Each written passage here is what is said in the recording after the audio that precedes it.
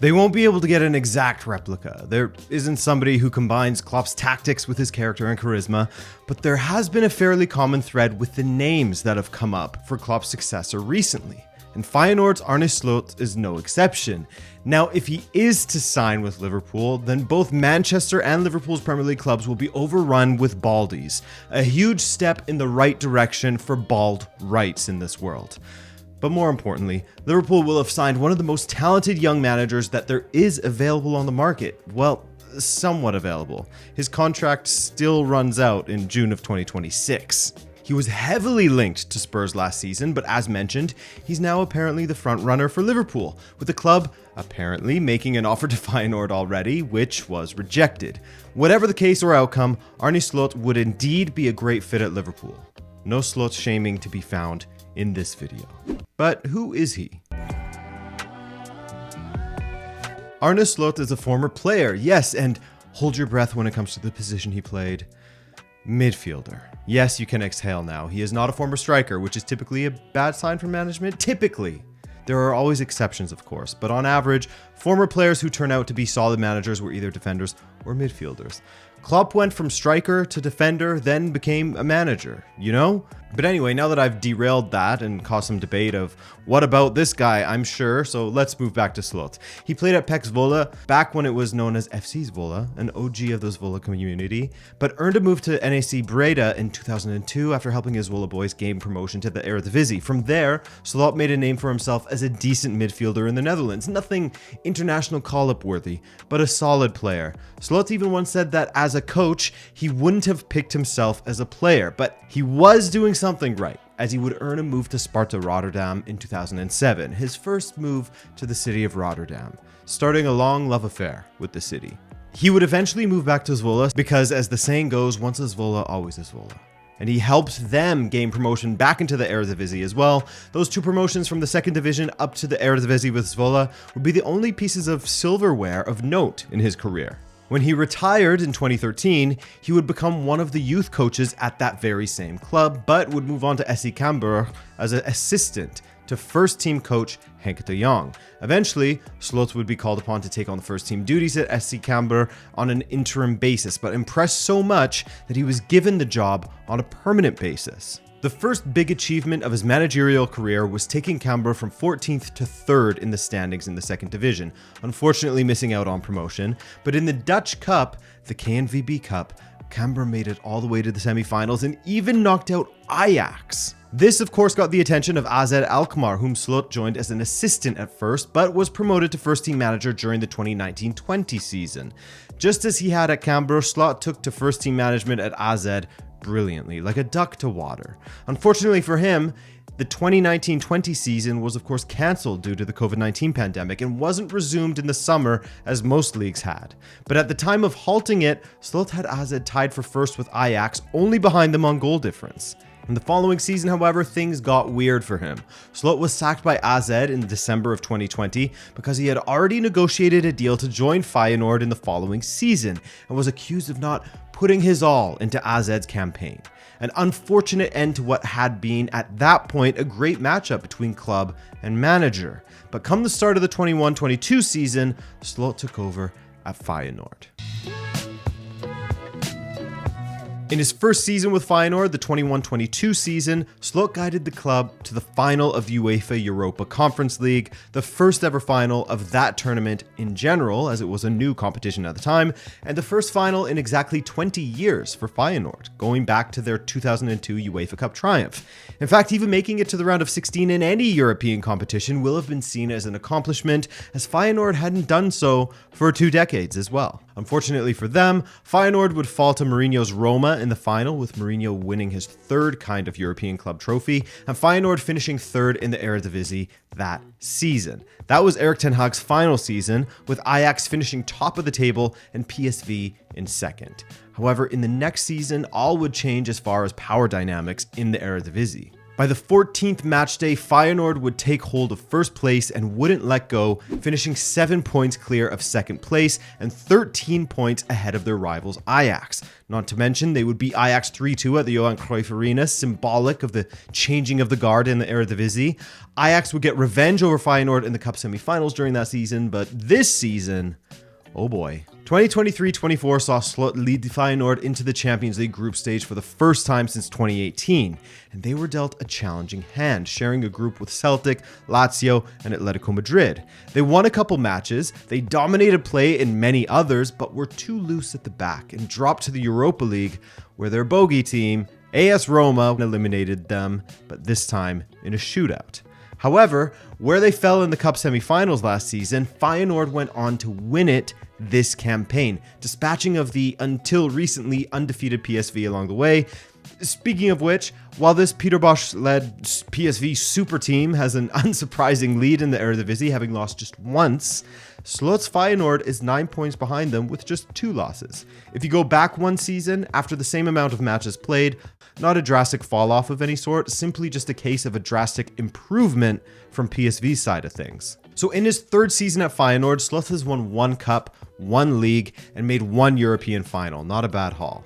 On a personal level as well, he has managed to win the Rinus Michels Award in each of his first 2 seasons. In fact, according to NOS.nl, he is just the 4th coach in the history of the award to win it in consecutive seasons, alongside Guus Hiddink, Erik ten Hag, and Frank de Boer. Frank de Boer. That's not a kiss of death, right? It's not. But the big thing that makes Slot an attractive option for not just Liverpool, but anyone really, is that he hasn't had the financial muscle that both Ajax and PSV have in comparison to Feyenoord. Feyenoord's record transfer arrival is just 8.3 million euros, that being Czech center back David Hansko from last season. Instead, Slot is comfortable using what is given to him, relying on smart scouting and recruitment, as well as developing youngsters from the Feyenoord Academy in order to keep the Academy to first team pipeline alive. He is a manager that improves players, makes a team greater than the sum of its parts, and no doubt that is what will have caught the eye of, well, everyone of course, but Liverpool in particular, where the Academy plays a huge role in the club's identity. Now, I'm not a tactico, so I'm not going to go into a 15 to 20 minute diatribe on the minutiae of all of Slot's tactics. Rather, I want to give you an idea of his style overall as a manager. This is a why Liverpool wants him video, not a tactical breakdown, you know? The first thing that I noticed when I was researching him was that he is a great man manager. And I mean, this shouldn't come as a surprise to you, given how we just went over how he is a manager who can make a team greater than the sum of its parts. Typically, that will require some incredible man management, of which Slot is incredible. Players who have had the pleasure of being managed by Slot all love him. From all of the quotes I read, they appreciate his preparedness and how he has allowed them to play football that is exciting and that they actually enjoy playing. Here are a few quotes for you to read over. I encourage you to pause the video if you want to take them all in. One of the coaches that Slot was assistant to at AZ Alkmaar was John van den Brom, and he was one of the many people who spoke to The Athletic's Nick Miller about Arne Slot last year, saying, quote, "What was nice for me is that he always thought in an attacking way. His focus was, how can we make it clear to the players how we want to play? We were always searching for different ideas." According to Miller, this notion of making ideas understandable to players is something that came up a lot when he was speaking to sources about what kind of manager Slot is, what kind of person he is.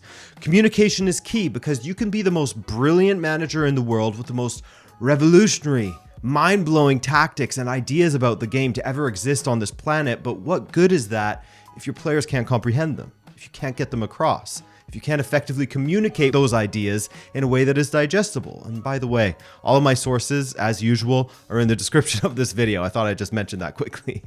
On top of being able to make his ideas understandable for his players, communication isn't an issue for him. Most Dutch people I've ever met speak great English. Erik ten Hag's, well, it has improved, was a bit lacking when he first signed with United. That was a worry at first. With Slot, he's almost perfectly fluent, as you can see from this video from this season.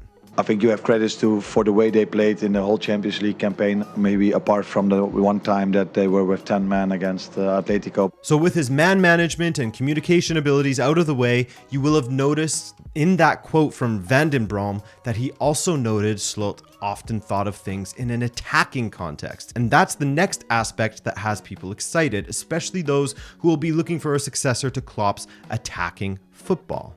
And you'll be happy to hear that Slot plays with a high intensity, expecting his team to press high up the pitch with the hopes of winning the ball back quickly. If they don't manage to do so, then they're expected to build from the back through the middle of the pitch, typically with the keeper expected to play a massive role in that. Not so different from Liverpool, right? Managers that are often associated with his name are Klopp, Guardiola, Bielsa, Spalletti, managers who all play with great energy and like to have possession of the ball rather than submit to their opponents and only play on the counter. For this reason, it's said that the training sessions under Slot are intense. If he wants his team to play with intensity, then they must train with intensity. If they aren't playing cohesively with their passing and ideas, then he will at least expect them to outwork their opponents into the ground, be the first to every ball, etc. But that said, he isn't all work and no brain. He's a massive fan of Guardiola, and at times Feyenoord's play has resembled those kind of attacking patterns with their intricate passing to unlock their opponents. He won't stick to one style of play and not adapt at all. He doesn't play short passes only and outlaw long balls. In fact, journalist Martin Krabendam shared a story from his first season at Feyenoord, saying, quote, "Before the game against Marseille in the Europa Conference League, during training he told his midfielders to play long balls out to the wingers over the top. Orkun Kokcu, the midfielder, was so tired of it. He asked, 'Why do we have to keep playing these long balls?' Slot said he would explain later. In 20 minutes, Feyenoord were 2-0 up and both goals came from long balls behind the Marseille defense. He knew that was a weakness of Marseille. If you speak to the Feyenoord players, and it doesn't matter which players, they will tell you that whatever this coach says, it happens. It's remarkable. They have blind confidence in him because what he says comes true." So he's studious and his tactics are flexible and fluid. He typically likes to deploy a 4-2-3-1 formation in which, when in possession and pressing, it becomes a front four with the double pivot pushing forward as well as the fullbacks. Very, very attacking, and that double pivot is expected to go everywhere on the pitch, by the way. That focus on fitness is very important for them, as they are essentially more like an 8 than double 6s or double 4s. Again, think of how Guardiola deploys his central midfielders and how far forward Rodri gets at times, while also contributing to defense. When defending, you have some standard stuff, with the wingers dropping to support in making 2 banks of 4. However, with Slot, the goal is always to win the ball back further up the pitch, with that front 4 being joined by the double pivot, depending on which side of the pitch the ball is on, in order to create numerical advantages and smother their opponents, which, by the way, I forgot to mention earlier, they did smother their rivals Ajax 6-0 this season, smothered with a pillow, just an aside there. When you put it all together, you can see why Liverpool's focus has changed to Slot. Not just his tactics and style of play, but how he deals with his players, his man management, and his ability to convey his ideas on his squad effectively. Plus, add in that he is the type of manager to work with what is given to him, both from the academy and the market, and is able to improve players to get more out of them than perhaps even themselves believed was possible. And this is why Slot is a great shout for Liverpool. That's it for this one, guys. I guess time will tell whether Liverpool get the man that they allegedly want. They apparently already had one of their bids turned down by Feyenoord, as the Dutch side are looking for somewhere in between 10 and 15 million euros for Slot. Liverpool apparently offered 9, but who knows? Everyone is just kind of stumbling around in the dark until something concrete happens. If you enjoyed this, then do drop a like for me and subscribe if you're new. My name's Adrian, and I hope to see you in the next video. Take care.